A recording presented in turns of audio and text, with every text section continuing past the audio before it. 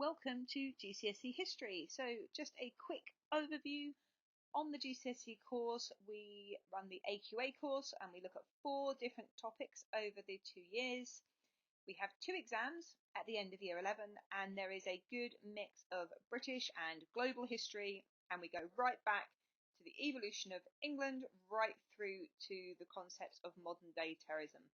There is something for everyone. With so many options, the question becomes, why study history?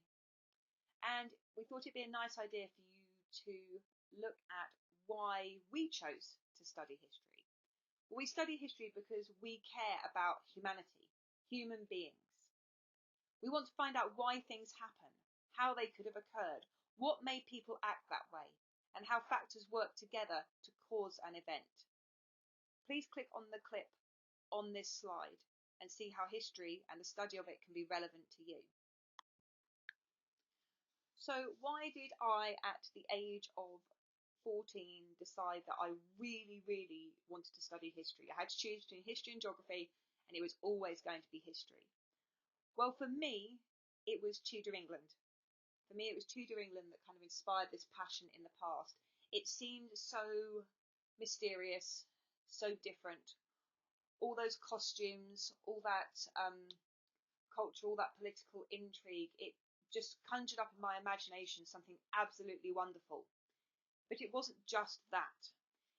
It struck me one day that those people were experiencing everything that I was.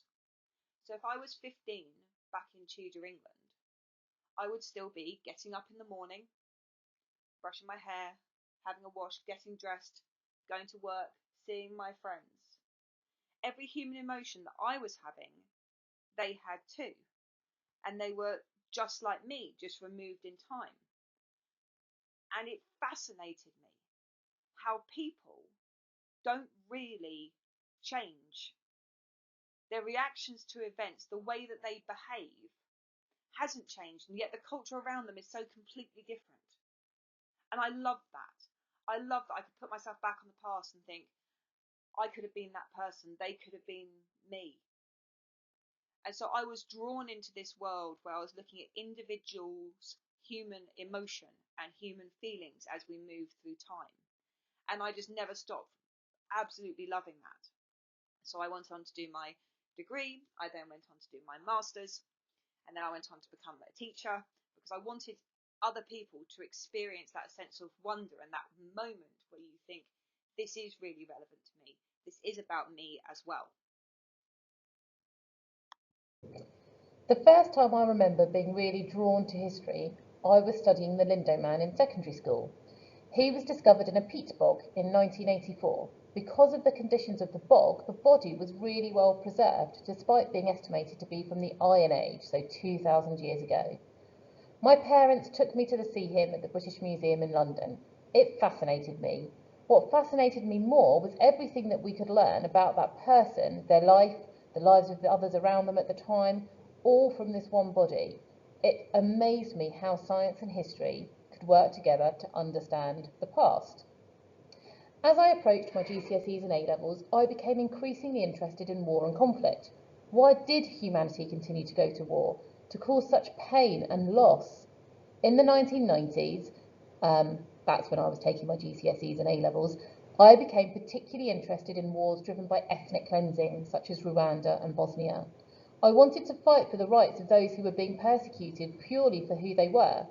Perhaps this was because of my Jewish heritage and the awareness of the reality of genocide on individual families and communities.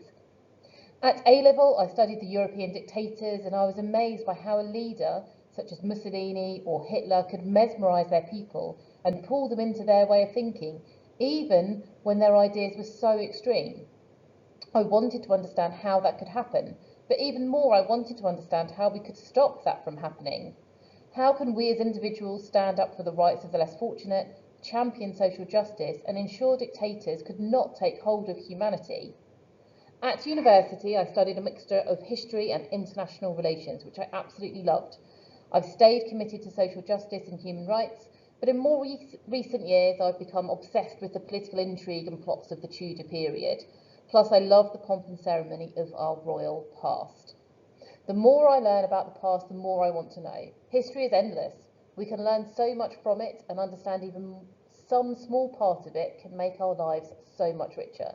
So join us. Find that bit of history that really connects you with your interests.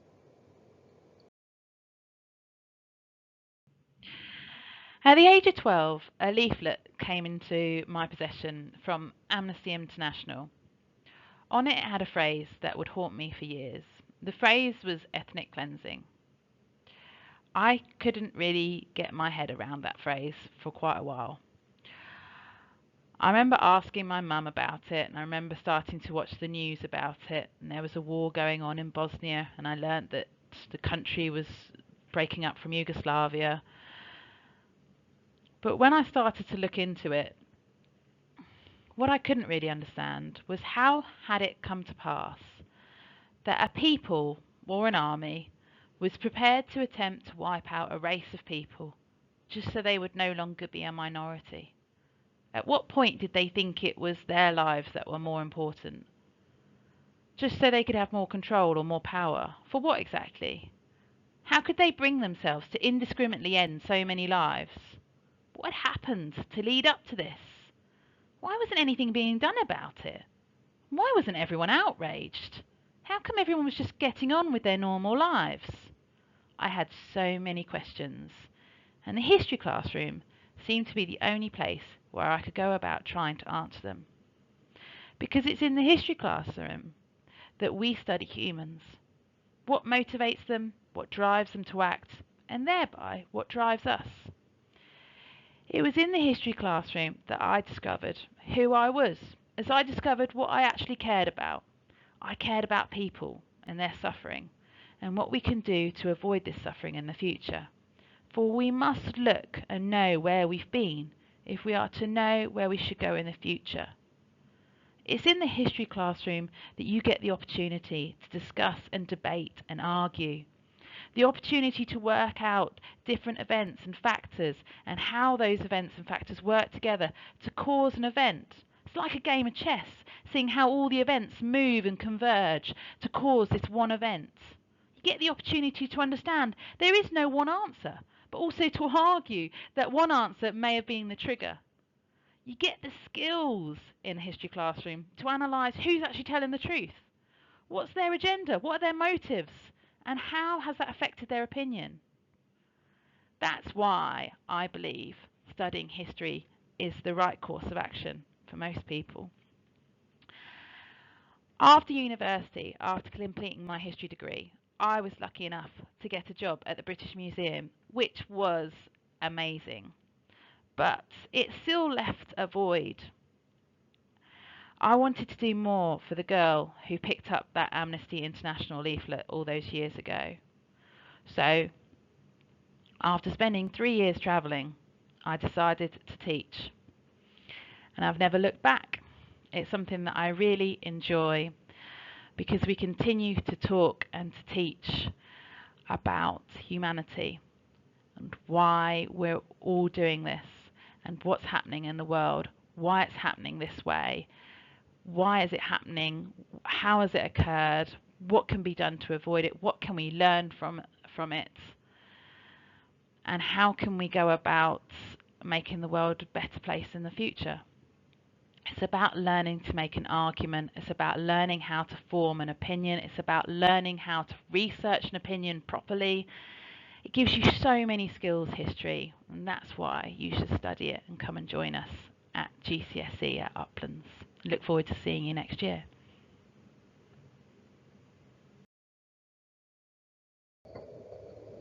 I've always been passionate about history. At school, I was fascinated to know where we have come from and to predict where we are going as a society. This passion was first made clear when studying history at school, looking at the Cold War during my GCSEs, and the French Revolution and modern Britain in my A-levels.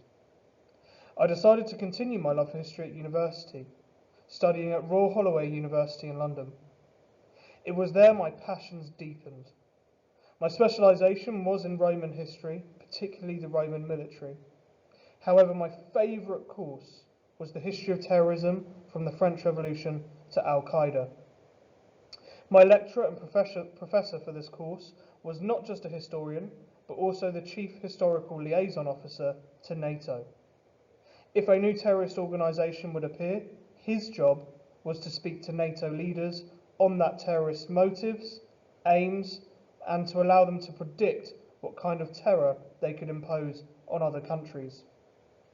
The most fascinating part of this course was the understanding that one man's terrorist is another man's freedom fighter. For example, we looked at Nelson Mandela.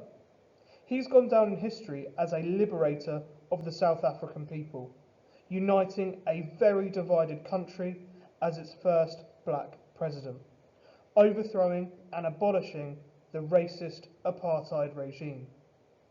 However, in his youth, he was part of the African National Congress, the ANC, who were regarded as a terrorist organisation. They and Mandela were responsible for bombing key infrastructure in South Africa against the racist apartheid regime. To them, the UK and most of the Western nations, Mandela was a terrorist. For his crimes, he went to prison for 27 years. However, we now regard him as a freedom fighter and liberator of South Africa. This was just one example of many that opened my eyes to the geopolitics of the world, allowing me to ask that key question, why? Ultimately, you should take history because it is fascinating, timeless, relevant, and awesome. So you've heard why all three of us dedicated our lives in some parts to studying history, but it's not just about hearing from personal experience. You need to think about history and how it could benefit you. So, for example, engaging in exciting topics, which you'll find out more about later in the presentation. It is a very well respected subject. It's highly regarded by sixth form colleges, universities, and employers due to the skills that you learn, such as the ability to research, the ability to debate and make a convincing argument, assessing the reliability of sources of information, linking factors together to explain significance, and it provides a great foundation for careers in things like journalism, law, business, politics, and entertainment. And also, of course, you have us, experienced history teachers who can provide specialist support. So, having a history degree or even a history qualification of any description can lead to all kinds of careers. You can see on this slide there are lots of different options. For example, journalism, lawyers working in the media, being a business leader, a project manager, working in the government. All of these demonstrate a certain set of skills about being organised, about being dedicated, about being analytical, about having excellent research skills. If you think about being a journalist, and we think about what we looked at when we looked at humanity earlier on in the presentation, lots of journalists will have a degree in history because they're interested in people, what makes people tick, what makes people make decisions that they do. But not only that, having the skills that history sets you up with allows that journalist to put together an argument, to persuade others, to put their point of view across, to use solid data to support that opinion. So there are lots and lots of options. Now actually, you can see the careers on this slide. You've got YouTube, Goldman Sachs, Hewlett Packard, American Express. All of the CEOs of those companies did a history degree at university or college. So you can see it is a huge benefit in order to get ahead and sets you up really, really well for the future. But it's not just about, I don't know, IT or banking. At the bottom, you can see Louis Theroux. You can see Al Murray, the actor Sacha Baron Cohen, also not on there, but the former British Prime Minister Gordon Brown, Prince Charles, George W. Bush, all of these people had history as their qualification at university or college. So diverse allows you to do so many different things. So on to the detail of the history GCSE. As I said earlier, there are two papers. Paper 1 is the modern history paper. It is 25% of the GCSE, this part, and it focuses on America in the between 1920 and 1973. It's entitled Opportunity and Inequality. There's 6 exam questions on it, and it includes the skills of interpretations, so looking at how different people view the same event and then you deciding how convinced you are by that interpretation. Change, what changes for people, why do things change? And causation, why do things happen? And some of the questions that we will look at in this part of the paper. For example, why did Al Capone become so powerful? How did a car help America become a superpower? Why did women burn their bras in the 1970s? And how could black people be terrorised just for trying to vote? All of those questions would be answered in this part of the course. To give you an example, there is a clip on this slide of from a film called Selma, which is linked to the civil rights movement. So please have a look at the clip, and this is a topic that you would be studying should you go on to take the History GCSE. So this is the second half of paper 1, the modern history paper, and it is based on conflict and tension. And so we have chosen from 2025 to look at conflict and tension in Asia 1950 to 1975. So the purpose of choosing this is it links with the America topic, so it should provide a very broad and balanced paper 1, and that it was on the Student Voice came up as one of the most popular to do. So conflict and tension in Asia 1950 to 1975, looking at the Cold War, the Korean War and Vietnam. So some of the skills that you'll learn in this paper are on sources, on causes and on consequences. So on this paper there is a 2 source questions. One quite easy, it's an inference question. The second one, which is a 12-mark source question, is comparing 2 sources of the same event and analysing how useful are they to someone studying that event. Then you've got a significance or importance question, and then you have got a 16-mark statement question that says, I don't know, the Americans lost in Vietnam due to the cost of fighting the battle. How far do you agree? Lots of really good skills in there that will stand you in really good stead going forwards. Now, some of the key questions that we'll be answering on that, as you can see from the slide, what was the Cold War? So students will look at, how does the Cold War start? What are the ideological differences? Why America was so determined to try and stop communism from spreading? Why the communists, particularly in Russia and China, were so defensive about preserving communism in their areas. Going to look at what impact is of Korea. So Korea was 1950 to 1953. You've got a little map there showing like the movement of American troops in Korea during that conflict. What was domino theory? It's the idea of knocking down a row of dominoes. If one country goes communist, then lots of others are going to follow. Why did that scare the Americans? Then we look at some practicalities on the ground. So once the Americans enter Vietnam post 1963, how do they actually fight the Viet Cong? So that's the North Vietnamese fighters who are fighting in South Vietnam. What was the impact of the My Lai massacre? So this is where the kind of opinion towards Vietnam really begins to turn, because it was a disaster, and it's going to go on to be a disaster for the Americans. How do the Americans overall react to the war in Vietnam? And we'll look at some protest movements, etc. You can see a couple of pictures on the slides there, and the one on the top right is at Kent State University, where there was a student protest against the war in Vietnam.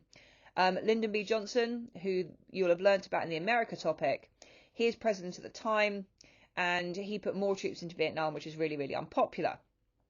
And then how did the Americans withdraw from Vietnam? At what point did they kind of go, do you know what, enough is enough, we're going to move away from this? And at the bottom left you can see the last evacuation of Saigon, where you can see that ladder going up to that last helicopter leaving the area. Now there is a clip of the Vietnam conflict at the bottom with Creedence Clearwater Revival's Fortunate Son, which is one of my favourites, so I had to put that in there. but it gives you an idea of what fighting in Vietnam was like. So please do have a look at the clip as well. The second paper focuses on British history and focuses on our breadth study, which in our case is British migration, empires and the people, circa 790 to the present day. So it's a long unit, but there are case studies picked out of it that will show you how Britain has changed over that vast expanse of time. So, for example, we've got how did the invasion of the Vikings and the Normans change Britain? How is King John linked to the Statue of Liberty? How did a war last 100 years? We look at how Britain gained its empire and how it lost its empire over that time period. But by 1982, why was Britain still fighting for her empire with Argentina? The majority of the empire had been lost by that point. And a key question, which is probably very relevant to the media today, why is migration so divisive in this country? Why do so many people have so many different opinions about the value of migration? This part of paper 2, again, is 25% of the GCSE. There are 4 exam questions. We look at sources, how useful are they to studying the past, causes and consequences. One of the things that's been in the media a lot recently is about the Windrush generation. And there is a clip on this slide telling 3 stories of people who emigrated or migrated to Britain after the Second World War. So have a click and have a look. The second half of paper 2 on British history, we look at Elizabethan England 1568 to 1603, so Queen Elizabeth I. And we look at her reign and we are trying to decide, is it a golden age? Is it a golden age for Britain in terms of its politics, in terms of its economy, in terms of its theatre, its entertainment? It's a very, very engaging topic. And we look at questions such as, why did Elizabeth have to execute her cousin Mary, Queen of Scots? Was Elizabeth's court full of spies? Would the Spanish have taken over England if it wasn't for her? Did Elizabeth start the welfare state? Did Elizabeth change how women were viewed? Did the fight for equality start with her? So the idea is to show the relevance to the modern day through looking at a 16th century topic. This also makes up 25% of the GCSE, and again there are 4 questions: sources, causes and consequences. However, on this part of the paper, 45% of this exam is pre-release subject material because we look at a historic environment. So for example, we have looked at Kenilworth Castle, we have looked at the Globe Theatre, we have looked at the Spanish Armada, and that material is pre-released before the exam. So you'd have the opportunity to learn all about it, have all that knowledge at your fingertips, and you would know in the exam what you were going to be asked and you'd be able to pre-prepare for it. It's a huge advantage coming up to that exam, knowing that you have one of those questions really solidly learnt. Again, there is a clip on this slide. This one shows the aftermath of the Spanish Armada and the image that Elizabeth is trying to portray as Queen of England. So there we are, why you should do history at GCSE. Please remember, history is a culmination of activity on this planet. Everything from the past. And you are a part of that. We want you to continue to be part of that journey, part of that story, learning about yours and others' history and how we come to make these huge decisions and have these huge changes. It is each moment that makes up our collective past. So we would really like it if you join us and opt for history at GCSE. To show you this, there is a clip showing 25 rare historical photos. Just pictures of ordinary people doing ordinary things, but having a significant impact on the society in which they live.